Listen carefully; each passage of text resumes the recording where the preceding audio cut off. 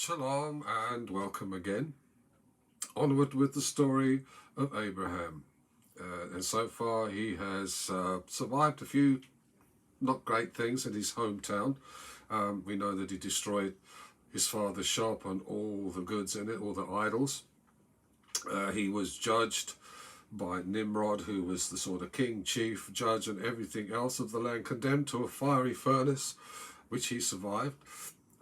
His brother Haran dies, and then his father Torah dies in a town called Haran, and with his nephew Lot, his wife Sarai, as she was then, and some people that were his disciples in a way, people he probably converted to this idea of monotheism and against idol worship, and off they set for the land of Canaan, and it all goes reasonably well. I don't think the Canaanites were particularly friendly, but we don't hear that they attacked him or caused him any grief. And there seems to have been plenty of space for Abraham and his little family to settle. And he builds an altar at a place called Bethel and invokes the name of Hashem. And it seems to be okay until we finished last time that this place that he come to, there was a famine. Now, what do you do when you hit a famine? If it's really severe, it's very hard to stay there. And so Abraham and Sarai, they head off towards Egypt. Now, there were some dangers in Egypt which would have been known about. I think Sarai probably warned Abraham that this might not go well, because we hear that Pharaoh, the king of Egypt, was actually the son of Nimrod. You remember Nimrod? I don't know if he had any grudges still, but it probably wasn't the best place to be. Abraham is terrified because Sarai, who is described as really quite old, and she was barren, as we know, was still obviously quite attractive, because his big fear was that Pharaoh and his court would see Sarai and immediately grab her and put her in a harem. And if Pharaoh realized that those two were married, then Abraham was quite convinced that he would be killed. And so he lies a little bit. He says, when we get to Egypt, Sarai, you tell everybody that you are my sister, then they'll be kind to me and they won't kill me. Now, not an out-and-out fib, actually, because Sarai really was his half-sister, same father but a different mother. But it wasn't exactly the truth, and we know what happened is that Sarai was taken into Pharaoh's harem, but he was very good to Abraham, who he considered her brother. And so Abraham amassed some wealth.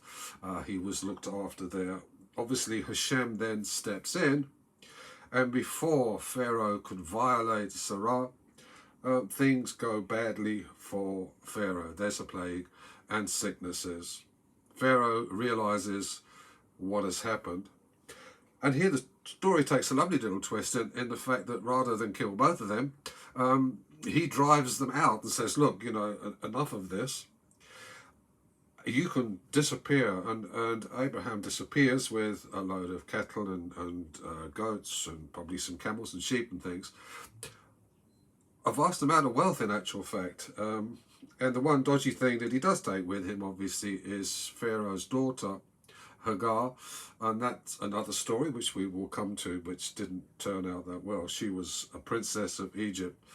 And I think Pharaoh probably saw the blessing of Hashem on Abraham and decided that maybe his daughter would be better off hanging around with them than staying in Egypt.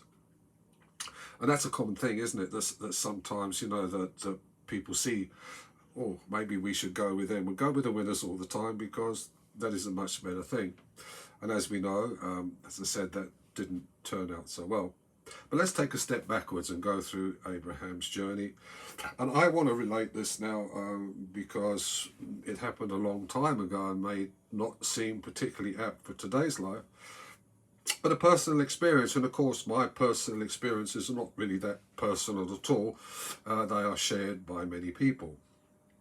So I didn't destroy any shops, or don't think so anyway. I haven't been necessarily worshipped idols, but there was something deep inside that said that I'm on the wrong path, that this is not the path that Hashem has chosen for me. you just don't feel very, you can't necessarily explain it, but there's something inside which says, this is not great. And sometimes the way out, it's not easy to see. You think about it, you read about it. If you're like me, you get lazy about it and you sit down and think, oh, well, I'll put up with whatever I've got now because it was comfortable, it wasn't bad. But then it comes, circumstances change. I had some coincidences which were absolutely amazing, and despite my skepticism, they weren't just coincidences. You can't have that many coincidences heading in one specific direction which seem to be impossible. And it was enough to make me stop and listen, and a visit from a Jewish friend of mine convinced me that, well, maybe this is the path. And we explained last week that, the rabbi said that you really can't be compelled by somebody else. There are many different routes, and sometimes their idea of where you should be or the path that you should be traveling on is manipulative, and it suits their benefit. And it's really that heart feeling that you know that this is where you're supposed to go. And I had that same feeling. And I set out from the land of Ur of Kasdim, or my land of Ur of Kasdim, to the land of Canaan, which didn't involve, fortunately, me leaving the country or leaving my surroundings as it was. Both my parents have died, and so there wasn't a problem about leaving them behind. But it did mean leaving a load of so-called friends, and I put them now in inverted commas because you find out very quickly who your friends are. And most of mine weren't. They weren't that happy about my new direction. I don't think they were worried too much about me, but it was, again, that personal thing, that we'd rather you did and helped us and served us and did that, rather than satisfy what Hashem has chosen for you.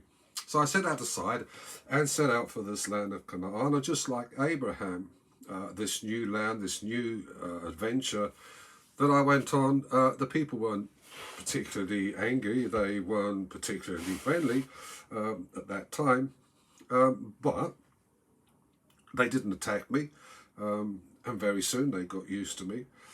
And then you do hit that place where you think, well, this doesn't feel quite right. It's not quite the excitement or the purpose or the plan that Hashem had chosen for me, because what am I going to do? I'm not actually doing a whole lot, but I used to do quite a bit. And it was like there was a famine.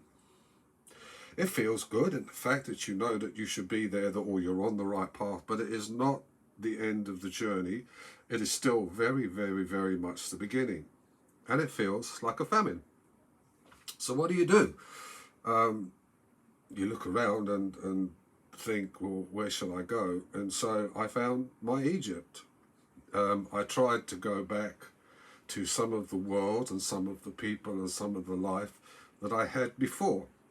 Now, to say most of the people that were involved in that were not talking to me at all now. In fact, some of them were quite angry. But it was kind of that worldly thing, and you think, well, I understand this, and there's safety there. And I got thrown out of it. I mean, literally, from the places that I tried to sneak back into, or the places that I'd been involved with, said, you is not coming back here, off. Did I leave with a wealth, lots of sheep and cattle? Well, no, fortunately, because I've got a small garden, and, I've got 2 dogs, and there's no room for goats and camels and cattle and things in there. And I didn't sort of leave that old world finally with a whole bundle full of cash, but I did leave it with a sense of purpose, and the next phase of the journey has been very productive. You can't measure that in terms of wealth and cars and houses and all those sorts of things, which is right. It's not going to happen, is it? I didn't have to tell too many lies. And just on that, that if it's something which we talk about, pekuach nefesh, of saving a life. So the lies that the little white lies, or the big ones even, that you might have to tell to save your life, if that's the case, is okay. There's only 3 commandments that we cannot break, even to save a life, and One is idolatry, one is do not murder, and the other one is don't involve yourself in dodgy sexual practices. I mean, I presume that's really incest and adultery. The rest of it you can, but it's the intent that's important. It's only if your life is seriously a threat or somebody else's life is seriously a threat. You can't go just willy-nilly chucking around false stories. But the journey's been great. So far, it's been quite productive. It's moving forward at quite a pace, and I feel comfortable.